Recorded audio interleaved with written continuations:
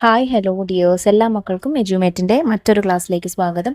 ഇന്നത്തെ ക്ലാസ്സിൽ നമ്മൾ നോക്കാനായിട്ട് പോകുന്നത് 4ാം ക്ലാസ്സിലെ മക്കളുടെ മലയാളത്തിലെ അതിരും കതിരും എന്നുള്ള ഈ പാഠഭാഗമാണ്. അതിലെ കാന്താരിക്കുട്ടിയും കൂട്ടുകാരും എന്നുള്ളൊരു കത്തും അതിൻ്റെ തുടർ പ്രവർത്തനങ്ങളും, പിന്നെ അതുപോലെ തന്നെ ഇതിനോട് അനുബന്ധിച്ച മറ്റൊരു പാഠമാണ് അഖില ലോക പഴം പച്ചക്കറി മഹാസമ്മേളനം. അതും അതിലെ പ്രവർത്തനങ്ങളുമാണ് ചെയ്തു നോക്കുന്നത്. ക്ലാസ്സിലേക്ക് കടക്കുന്നതിന് മുന്നേയായി ചാനൽ ആദ്യമായി കാണുന്നവരാണെങ്കിൽ ഒന്ന് സബ്സ്ക്രൈബ് ചെയ്ത് സപ്പോർട്ട് ചെയ്യാൻ മറക്കരുത്. അതുപോലെ വീഡിയോ നിങ്ങളുടെ കൂട്ടുകാരിലേക്ക് കൂടെ ഒന്ന് ഷെയർ ചെയ്ത് കൊടുക്കാനും മറക്കരുത് കേട്ടോ. അപ്പോൾ ശരി, നമുക്ക് നേരെ ക്ലാസ്സിലേക്ക് കടക്കാം. അതിരും കതിരും. മനുഷ്യർക്ക് മാത്രം ജീവിച്ചാൽ പോരാ, നമുക്ക് ജീവിക്കണമെങ്കിൽ മറ്റെല്ലാ ജീവികളും വസ്തുക്കളും നിലനിൽക്കണം. ഇതിനെപ്പറ്റി ആലും മൂട് ചന്തയിൽ നടക്കുന്ന പ്രസംഗത്തിൽ എന്താണ് പറയുന്നത്? കാന്താരിക്കുട്ടിയും കൂട്ടുകാരും. ഇതൊരു കത്താണ്. ആലുമൂട് 1/6/2025. പ്രിയപ്പെട്ട കാന്താരിക്കുട്ടിക്ക്, നിനക്കും കൂട്ടുകാർക്കും സുഖമാണെന്ന് കരുതട്ടെ. ഒരു സന്തോഷ വർത്തമാനം നിന്നെ അറിയിക്കാനാണ് ഈ കത്തയക്കുന്നത്. ഈ വരുന്ന ശനിയാഴ്ച നമ്മുടെ ആലുമൂട് പച്ചക്കറി ചന്തയിൽ വെച്ച് അഖില ലോക പഴം പച്ചക്കറി സമ്മേളനം നടക്കും. വെളുപ്പിന് 5:30 മണിക്കാണ് സമ്മേളനം. നേരം വെളുത്താൽ മനുഷ്യരൊക്കെ ചന്തയിലെത്തും. മുഴുവൻ പച്ചക്കറികളും വാങ്ങിക്കൊണ്ടു പോകും. അതുകൊണ്ടാണ് യോഗം വെളുപ്പിന് നടത്തുന്നത്. യോഗത്തിൽ നമ്മുടെ പച്ചക്കുപ്പായക്കാരൻ തണ്ണിമത്തൻ അധ്യക്ഷത വഹിക്കും. നിന്നോളം എരിവും വീര്യവും മറ്റാർക്കാണുള്ളത്? അതുകൊണ്ട് ശരിക്കും ഒരു തീപ്പൊരി പ്രസംഗം തന്നെ നീ നടത്തണം. പച്ചക്കറികളുടെ ഉറക്കം മാറ്റി അവരെ ഒന്ന് ഉണർത്താൻ നിനക്കേ കഴിയൂ. എല്ലാവർക്കും കാണാൻ വേണ്ടി വേണമെങ്കിൽ മേശപ്പുറത്ത് കയറി നിന്ന് പ്രസംഗിച്ചോളൂ. ഞാൻ നിന്നെ കാത്തിരിക്കും. വരാതിരിക്കരുത്. സ്നേഹാദരങ്ങളോടെ, സ്വന്തം മത്തങ്ങ, സെക്രട്ടറി, അഖില ലോക പഴം പച്ചക്കറി സഭ. ഒരു മത്തങ്ങ തൻ്റെ കൂട്ടുകാരി അല്ലെങ്കിൽ കൂട്ടുകാരൻ കാന്താരിക്ക് അയച്ച കത്താണല്ലേ തന്നിട്ടുള്ളത്. കത്തിൽ പറഞ്ഞിരിക്കുന്നത് എന്താണ്? അവരുടെ പഴം പച്ചക്കറികളുടെ ഒരു അഖില ലോക മഹാസഭ നടക്കുന്നുണ്ട്, സമ്മേളനം നടക്കുന്നുണ്ട്. അതിൽ വരാൻ മാത്രമല്ല, കൂടാതെ എന്ത് വേണം? ഒരു തീപ്പൊരി പ്രസംഗം തന്നെ പ്രസംഗിക്കുകയും വേണം. അതാണ് കത്തിൻ്റെ ഒരു സാരം എന്ന് പറയുന്നത്.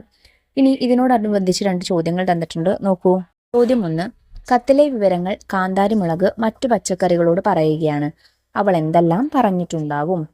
ആലുമൂട് പച്ചക്കറി ചന്തയിൽ വെച്ച് ഒരു അഖില ലോക പഴം പച്ചക്കറി സമ്മേളനം നടക്കാൻ പോകുന്നു.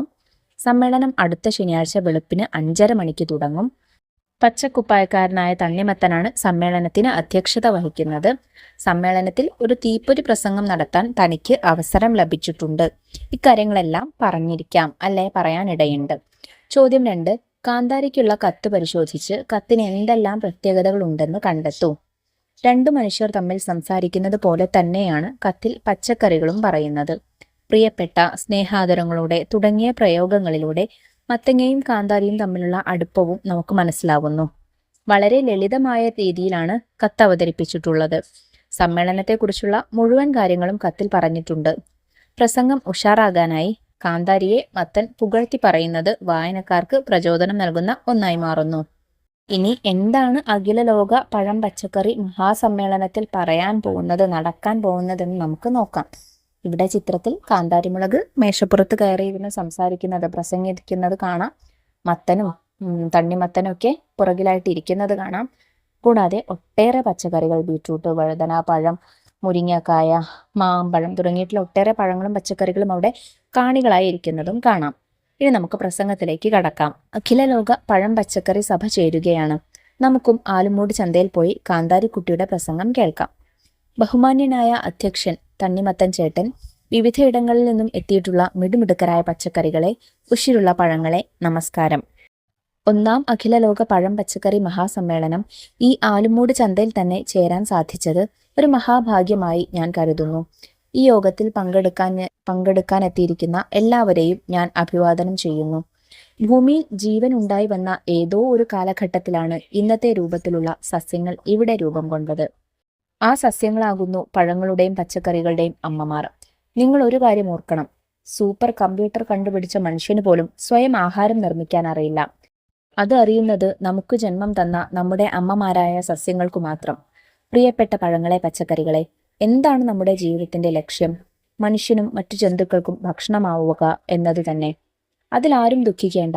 ഇവിടെ ഈ ചന്തയിൽ കാത്തിരിക്കുന്ന 100 കണക്കിന് പഴങ്ങളും പച്ചക്കറികളും ഇന്നോ നാളെയോ മറ്റന്നാളോ ഏതെങ്കിലും മനുഷ്യന് ആഹാരമാകാൻ പോവുകയാണ്. അല്ലെങ്കിൽ മറ്റേതെങ്കിലും ജീവിയുടെ തീറ്റയാകാൻ പോവുകയാണ്. തണ്ണിമത്തൻ ചേട്ടൻ പറഞ്ഞത് ശരി തന്നെയാണ്. മറ്റുള്ളവർക്കായി ജീവിതം ഒഴിഞ്ഞുവെച്ച് കാത്തിരിക്കുന്നിടത്തോളം വലിയ ത്യാഗം മറ്റെന്താണ്? എൻ്റെ പ്രിയപ്പെട്ട തോഴരായ പഴങ്ങളെ, പച്ചക്കറികളെ, നിങ്ങൾ അഭിമാനം കൊണ്ട് വീർപ്പുമുട്ടുവിൻ, ആനന്ദിക്കുവിൻ. ഭൂമിയുടെ മുന്നോട്ടുള്ള പോക്കിന് മഹത്തായ സംഭാവന ചെയ്ത് ജീവൻ ത്യജിക്കുന്നവരായ നിങ്ങൾ ഓരോരുത്തരും പ്രകൃതി അമ്മയുടെ പ്രിയപ്പെട്ട സന്താനങ്ങളാണ്. ഞാൻ എരിവിന്റെ ആശാട്ടിയാണെന്നും കേമിയാണെന്നും ഒക്കെ ഇവിടെ മത്തങ്ങാ ചേട്ടനും തണ്ണിമത്തൻ ചേട്ടനും പറഞ്ഞു. സംഗതി സത്യമായതിനാൽ ഞാനും അംഗീകരിക്കുന്നു. ആളൊരു കാന്താരിയാണ് എന്നൊരു ശൈലി തന്നെ മലയാളത്തിൽ ഉണ്ടായിട്ടുണ്ട്. പക്ഷേ ഒരു സത്യം ഈ മേശപ്പുറത്തു നിന്ന് അത്യുച്ചത്തിൽ ഞാൻ പ്രഖ്യാപിക്കുന്നു. ഞാൻ മാത്രമല്ല കേമി അഥവാ കേമൻ.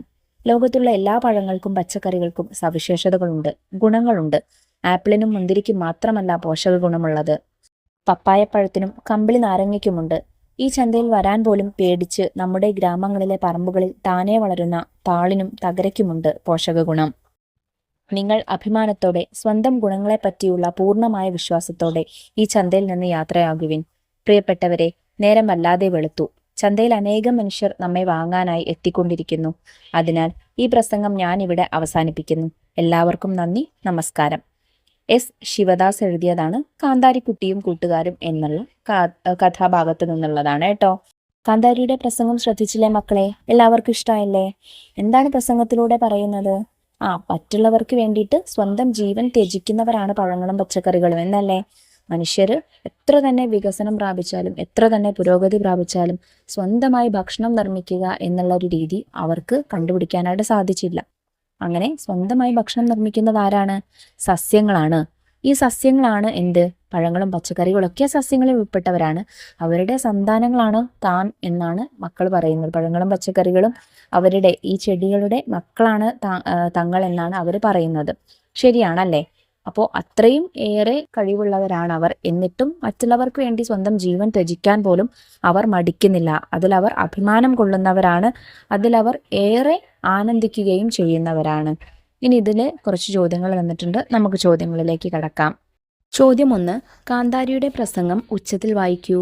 ഒരു കഥയോ ലേഖനമോ വായിക്കുന്ന രീതിയും പ്രസംഗം വായിക്കുന്ന രീതിയും തമ്മിൽ എന്ത് വ്യത്യാസമാണുള്ളത്?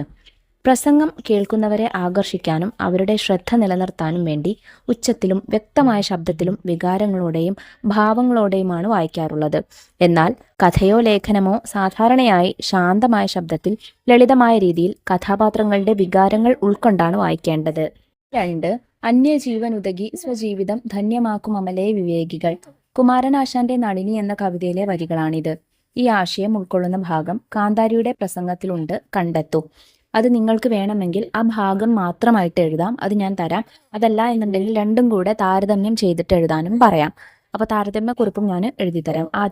ആദ്യം അതിലെ ആ ഭാഗം മാത്രം, ഈ ആശയം വരുന്ന ഭാഗം മാത്രം ഞാൻ എഴുതി തരാം.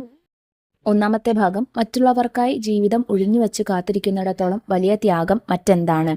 2. ഭൂമിയുടെ മുന്നോട്ടുള്ള പോക്കിന് മഹത്തായ സംഭാവന ചെയ്ത് ജീവൻ ത്യജിക്കുന്നവരായ നിങ്ങൾ ഓരോരുത്തരും പ്രകൃതി അമ്മയുടെ പ്രിയപ്പെട്ട സന്താനങ്ങളാണ്. ഈ 2 ഭാഗങ്ങളിലും ഈ ആശയം തന്നെയാണ് ഉൾക്കൊള്ളുന്നത്. ഇനി നമുക്ക് രണ്ടും കൂടെ താരതമ്യം ചെയ്ത് എഴുതി നോക്കാം. മറ്റുള്ളവർക്ക് ഉപകാരപ്രദമായ രീതിയിൽ ജീവിച്ച് സ്വന്തം ജീവിതം ധന്യമാക്കുന്നവരാണ് വിവേകികൾ എന്നാണ് കുമാരനാശാൻ തന്റെ നളിനി എന്ന കവിതയിലെ ഈ വരികളിൽ പറയുന്നത്. ഇതേ ആശയം തന്നെയാണ് കാന്താരിക്കുട്ടിയും കൂട്ടുകാരും എന്ന കഥയിൽ തന്റെ പ്രസംഗത്തിലൂടെ കാന്താരിമുളക് സംവദിക്കുന്നത്. ചന്തയിൽ കൂടിയിരിക്കുന്ന ഓരോ പച്ചക്കറിയും ഇന്നോ നാളെയോ മറ്റന്നാളോ ആയി ഓരോ മനുഷ്യർ വാങ്ങിക്കൊണ്ടു പോകാൻ ഉള്ളതാണ്. എന്നാൽ അതിൽ നിങ്ങൾ ആരും വിഷമിക്കേണ്ട എന്നും ഭൂമിയുടെ മുന്നോട്ട് പോക്കിന് മഹത്തായ സംഭാവന ചെയ്യുന്ന സന്താനങ്ങളാണ് നാം എന്നുമാണ് കാന്താരിമുളക് പറയുന്നത്. ഇവിടെ പച്ചക്കറികൾ അവരുടെ സ്വന്തം ജീവൻ നമ്മൾ മനുഷ്യർക്ക് വേണ്ടി ത്യജിക്കുകയാണ് ചെയ്യുന്നത്. അവരുടെ ജീവിതം മറ്റുള്ളവർക്ക് നന്മ ചെയ്യുന്നതിനായി അവർ മാറ്റിവെച്ചിരിക്കുകയാണ്. ഇതേ ആശയം തന്നെയാണ് കുമാരനാശാന്റെ വരികളിലും പറഞ്ഞിരിക്കുന്നത്. ചോദ്യം 3.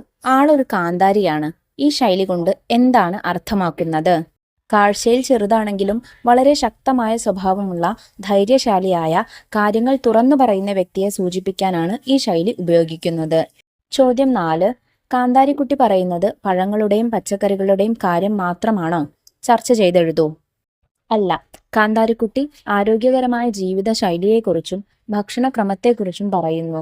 ഇതിനു പുറമെ മറ്റുള്ളവരെ സഹായിക്കേണ്ടതിന്റെ പ്രാധാന്യം, പ്രകൃതിയെ സംരക്ഷിക്കേണ്ടതിന്റെ ആവശ്യകത, നല്ല സൗഹൃദങ്ങൾ വളർത്തേണ്ടതിന്റെ പ്രാധാന്യം തുടങ്ങിയ സാമൂഹികവും പാരിസ്ഥിതികവുമായ വിഷയങ്ങളെക്കുറിച്ചും കാന്താരിക്കുട്ടി സംസാരിക്കുന്നുണ്ട്. മനുഷ്യനും പ്രകൃതിയും പരസ്പരം ആശ്രയിച്ചാണ് ജീവിക്കുന്നത് എന്ന ഒരു സന്ദേശവും കാന്താരിക്കുട്ടിയുടെ പ്രസംഗത്തിലൂടെ നമുക്ക് തിരിച്ചറിയാം. അപ്പം ഇത്രയും കാര്യങ്ങളാണ് കേട്ടോ മക്കളെ ഈ പാഠഭാഗത്ത് നിങ്ങൾക്ക് ചെയ്യാനായിട്ടുള്ളത്. പാഠഭാഗവും അതിൽ ചെയ്ത പ്രവർത്തനങ്ങളൊക്കെ എല്ലാ മക്കൾക്കും മനസ്സിലായിട്ടുണ്ടെന്ന് വിശ്വസിക്കുന്നു. വീഡിയോ ഉപകാരപ്രദമായിട്ടുണ്ടെങ്കിൽ നിങ്ങളുടെ കൂട്ടുകാരിലേക്ക് കൂടെ നമ്മുടെ ക്ലാസ് ഒന്ന് ഷെയർ ചെയ്ത് കൊടുക്കാൻ മറക്കരുത്. അതുപോലെ 4ാം ക്ലാസ്സിലെ മറ്റു വിഷയങ്ങളുടെ വീഡിയോസിന് വേണ്ടിയിട്ട് ചാനൽ ഒന്ന് സബ്സ്ക്രൈബ് ചെയ്യാനും മറന്നു പോകരുത്. ഇന്നത്തെ ക്ലാസ്സിനെ കുറിച്ചുള്ള അഭിപ്രായങ്ങൾ നിങ്ങൾ കമൻറ്റ് ബോക്സിലൂടെ അറിയിക്കാനായിട്ട് മറക്കരുത് കേട്ടോ. അപ്പോൾ ശരി, നമുക്ക് അടുത്ത ക്ലാസ്സിനെ വീണ്ടും കാണാം. താങ്ക്